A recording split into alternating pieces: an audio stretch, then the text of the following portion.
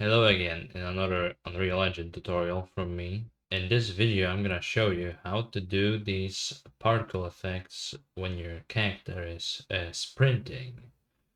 This was a request from a commenter, so in this video I'm gonna show you how I did it. So the first thing is optional, but not really. What you're gonna need to make it look nice is a particle texture, because what we're gonna do is particles, and we're gonna need a particle texture. This is my own texture I made. It's like very simple.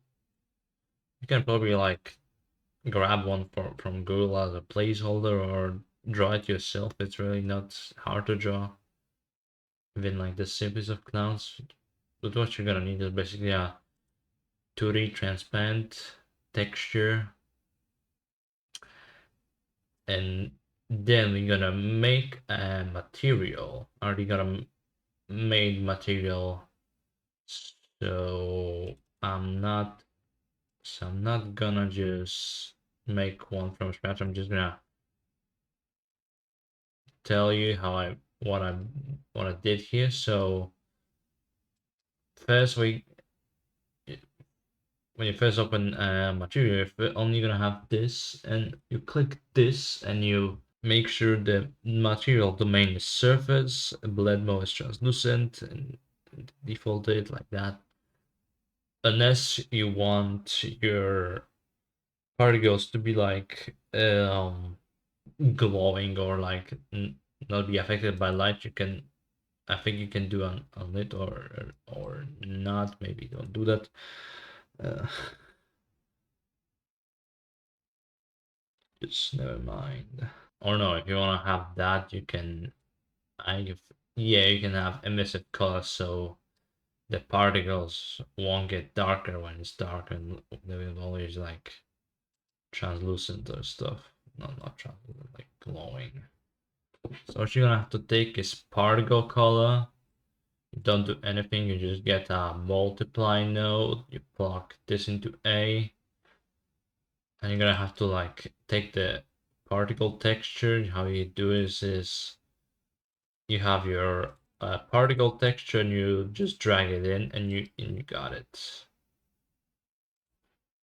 I'm gonna reverse because I have that. Then this RGB to B, and then the base color. The result that you put in the base color. And you also grab alpha from particle color and also have a multiply, and then alpha from the texture also to the multiply, and you plug it to the opacity. And you should have a ready material texture by right now.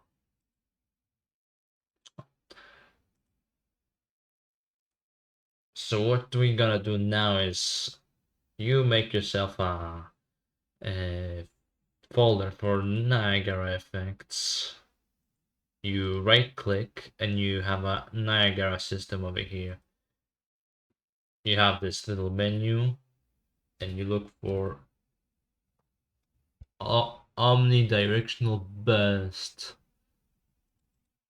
You grab that, you name it however you like, click on it, and it looks like this. And now what we're gonna do is adjust it to our liking. So I'm just gonna quickly go over it. The spawn burst instances. So this is the spawn count. It like spawns like right now it's 100. So I had like only 25 because we don't need that many. Didn't get the lifetime. So I had like a really low because you really don't need it for that long. It's like you don't need them for that long. It's like better for performance and stuff. You can of course make it like bigger or smaller. It's gonna like huh? Same. So they will have like different sizes if you adjust that. What I did for mine is also shape primitive from a sphere. You get a cylinder. It's like, should be like flat.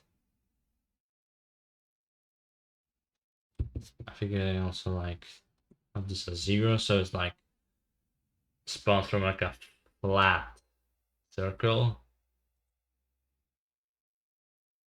Yeah, this looks good so far.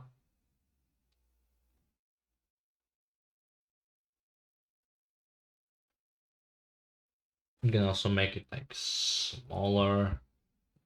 Maybe I'll actually like reduce the size of that. Maybe it'll look better. Velocity, so how much those particles move. Oh, this looks good, really good. The gravity, you can play around with the gravity. 0 looks pretty good, I'd say.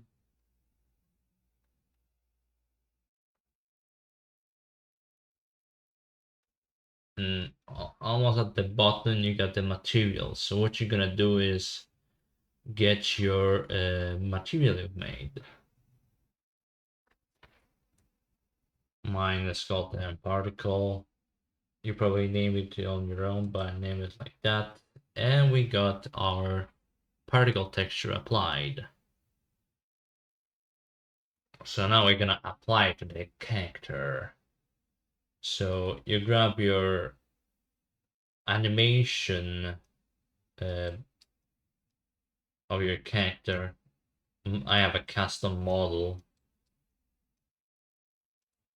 I hope you know where your animations are because I can't really tell you what it is. I got mine.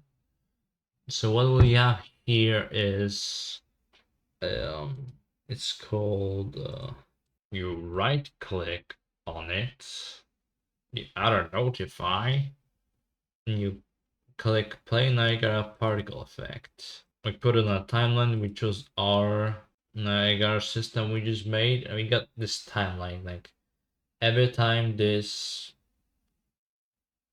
passes through a part from our notify, it will spawn an effect. And right now it's out of position, so what we're gonna do is we have the location offset, and we like, I'd say -100 should be fine. Yeah, this is much better. It's like on the feet.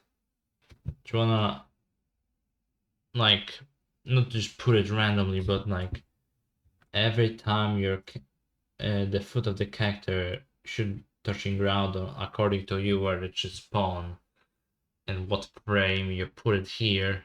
Right now I just set it randomly, so like you know how to add it. So I'm gonna remove that because it's like a test.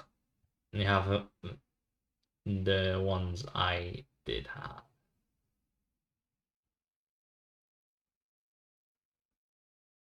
Yeah, so every time the foot touching ground, so you should have that. And if your character uses these animations, it should now playing a particle effect when this animation plays. Yeah, like that. I'm also gonna show you how to add it like anytime your character jumps or just at any point you want the particle system to play.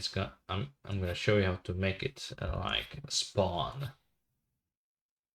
So in your character blueprint, I have it's pretty complex, but we're gonna just focus on this. So this is my enchant input IA jumps and enhance input jump. So like where it starts, you like go here, like check some stuff. We don't care about that in this video. And then we got jump. And after the jump, we look for a spawn system at location. I already have that here. You have a system, and you like just look for your system you've made, and for the location you wanna get actor location node.